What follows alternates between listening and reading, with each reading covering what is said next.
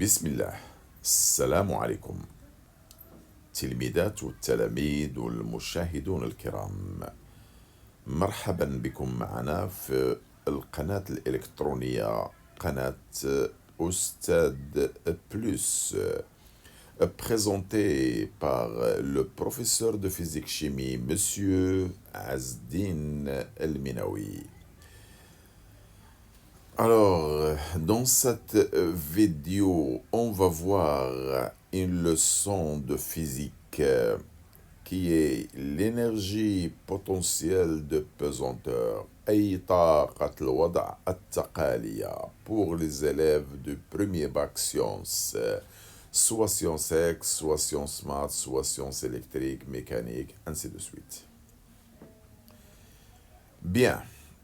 On commence par vous donner la notion de l'énergie potentielle de pesanteur, يعني تعريف أو مفهوم طاقة الوضع التقالية.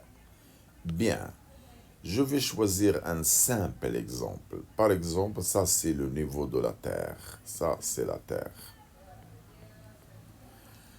Je prends un corps, n'importe quel corps. Alors si je prends un corps S, dans ce champ qu'on appelle le champ de pesanteur, alors ce corps il est soumis à une force qui est le poids. Si je lâche ce corps, que va-t-il se passer? Il va tomber. Grâce à cette force exercée par la Terre dans le champ de pesanteur. Donc le corps tombe parce qu'il possède de l'énergie. Cette énergie, c'est ce qu'on va appeler l'énergie potentielle de pesanteur. Je donne un autre exemple. L'eau dans les barrages.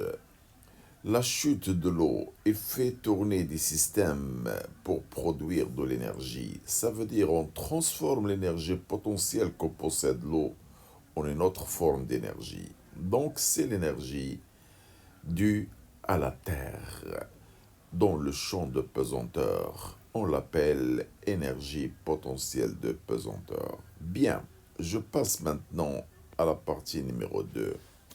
Quelle est l'expression de cette énergie? ما هو تعبير هذه الطاقة أو تعبير طاقة الوضع اللي غنسموها طاقة الوضع التقالية. Très bien. Il y a deux formules. Il y a deux écritures si vous voulez. غادي نعطوكم جوج الكتابات وهما كيعطيو نفس النتيجة بطبيعة الحال. Alors je vais vous donner la formule numéro 1. EPP égale la masse du corps multiplié par G, l'intensité de pesanteur, multiplié par Z, c'est l'altitude, c'est la cote. Regardez par exemple ce schéma-là. Voilà ce niveau-là, il est choisi par exemple comme origine de l'axe OZ. Le corps S, il est dans cette position. Voilà le centre de gravité du corps S. Regardez le centre de gravité, je vais le projeter. Voilà le Z. Z, ça veut dire cette altitude-là. Voilà, c'est celle-là, de haut vers le point de projection. Plus le corps est élevé, plus Z est grand. Moins élevé, moins Z est grand. L'énergie potentielle, elle dépend de l'altitude. Donc Z. Plus, on va vous donner une constante. Ah, dans cette constante, il y a un problème. Mais ne craignez rien, on va le résoudre. C'est quoi C? Regardez maintenant. C, c'est une constante qui dépend de quoi? De l'état de référence de l'énergie potentielle. C'est-à-dire, elle dépend du choix de EPP égale 0. Parce que pour déterminer EPP, il faut forcément choisir un niveau dans lequel EPP égale 0. Ce niveau-là هو اللي غنسميوه l'état de référence. يعني كنختاروا الحالة المرجعية ديال طاقة الوضع التقالية. يعني واحد المستوى اللي فيه EPP égale 0. Par exemple, le corps il va passer de A vers B vers C. Je vais par exemple choisir ce point-là, B, comme état de référence. Voilà. Comme je peux le choisir au point C, comme je peux le choisir en un autre point. Voilà. Donc selon ce choix, la valeur de C, elle va varier. Je vais transformer cette écriture en une autre écriture mieux que la première. Comment on détermine الثابتة اللي كتعلق بالحالة المرجعية اللي هي EPP égale 0؟ غادي نرجعو.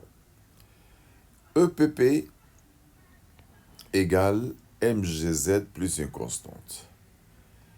باش نلقاو هاد السي هادي كنكتبو هاد الشي EPP égale 0 فين بلاصة. Alors regardez, EPP égale 0 ici. Dans ce niveau-là, qui passe par le point B, il y a une projection. Cette projection, a dit, on va l'appeler Z0. C'est quoi Z0? C'est d'ici à l'origine. Voilà, c'est cette altitude. Donc, EPP égale 0 lorsque Z égale Z0. Je remplace EPP là et le Z ici. Qu'est-ce qu'on va trouver? Voilà, 0 égale MGZ0 plus une constante. Oh, maintenant je peux déterminer C. C, je passe cette quantité de l'autre côté, c'est moins MG0. Maintenant, je peux remplacer le C dans la première expression. Que devient EPP? Il devient MGZ moins MGZ0. Je peux factoriser le MG, voilà. Et ça va devenir MGZ moins Z0. Très bien. Cette fois-ci, on peut dire que cette expression, c'est la même que celle-là. On préfère appliquer cette formule au lieu de la première. Donc, je peux vous donner une autre écriture de l'énergie potentielle.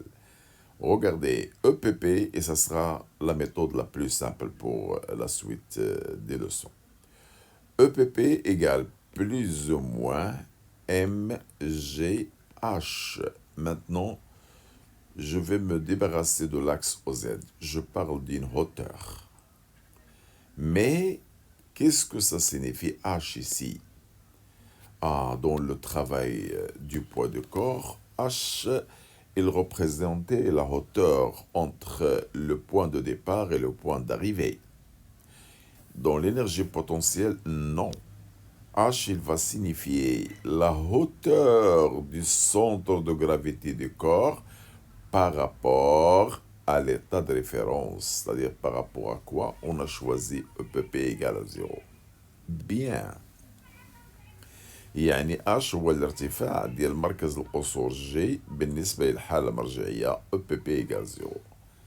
كيبقى السؤال quand est-ce que EPP est positive et quand est-ce qu'elle est négative؟ إمتى كتكون موجبة وإمتى كتكون سالبة؟ إذا EPP كتكون موجبة إلا كان الجسم فوق الحالة المرجعية. Si le corps est au-dessus de l'état de référence. يعني إذا كان الجي فوق الحالة المرجعية والعكس صحيح. إذا كان تحت الحالة المرجعية EPP كيكون سالب. Bien. Conclusion. هضرنا بزاف دابا غادي نختصرو. إذا EPP on peut l'écrire soit regardez EPP égale MGZ plus constante. Je peux écrire juste à côté, c'est MGZ moins Z0. Voilà. Au lieu de travailler avec la première, on va travailler avec la deuxième. Et qu'est-ce que ça signifie Z0? C'est la cote. La cote, la projection sur l'axe des Z. Alors, Z0, c'est la projection de EPP égale 0 sur l'axe des Z. On va voir les exemples, bien sûr, après. Voilà la première écriture. Maintenant, la deuxième écriture, qui est plus facile que la première. EPP égale plus ou moins MGZ. Voilà. Donc, on peut utiliser soit la première écriture, soit la deuxième écriture.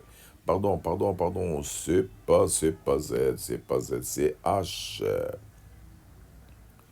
Et qu'est-ce qu'on veut dire par H? C'est la hauteur par rapport à l'état de référence égale 0, c'est-à-dire le niveau 1 de, de G par rapport au niveau de EPP égale à 0. Bien, on vient maintenant de vous donner les formules. Dans l'exercice, on va tout expliquer en détail, bien sûr. N'ayez pas peur. Troisième partie. La variation de l'énergie potentielle de pesanteur. أي تغير طاقة الوضع التقالية. غنديرو deux écritures تاني. Alors regardez, delta EPP. Alors entre l'état initial et l'état final. Comme la variation d'énergie cinétique, c'est EPP moins EPP. Voilà. L'énergie cinétique, delta EC, c'est EC moins EC. Maintenant, delta EPP, EPP moins EPP. Mais EPP quoi? Final moins initial. Voilà la première écriture. La deuxième écriture, on peut la montrer en se basant sur le tiers d'énergie cinétique. Donc, je vous donne directement le résultat. C'est moins le travail de P. Voilà. Donc, la variation d'énergie potentielle entre l'état initial et final, c'est moins le travail de P entre l'état initial et l'état final. Ça devient une loi qu'on peut l'avoir exactement à partir d'une démonstration, d'un glissement ou d'une chute libre, etc. En appliquant le théorème d'énergie cinétique. Voilà. Donc ça veut dire le travail se transforme en énergie potentielle, ou bien l'énergie potentielle se transforme en travail. Ce qui diminue là, un s'ajoute à l'autre. Remarque pour finir. Alors regardez, le delta EPP, c'est-à-dire la variation d'énergie potentielle entre deux états, ne dépend pas de l'état de référence, quel que soit le choix. EPP égale 0 à A, en B ou en C, delta EPP ne change pas. أي delta EPP لا تتعلق بالحالة المرجعية. Bien, donc on est arrivé à finir la leçon de l'énergie potentielle de pesanteur. Pour mieux comprendre, on va voir des exercices d'application. Alors n'oubliez pas de voir les exercices pour mieux comprendre. Et n'oubliez pas de partager, de s'abonner, de faire j'aime pour nous encourager. On est avec vous pour faciliter tout ce qui vous dérange dans la physique et la chimie. Merci, au revoir et le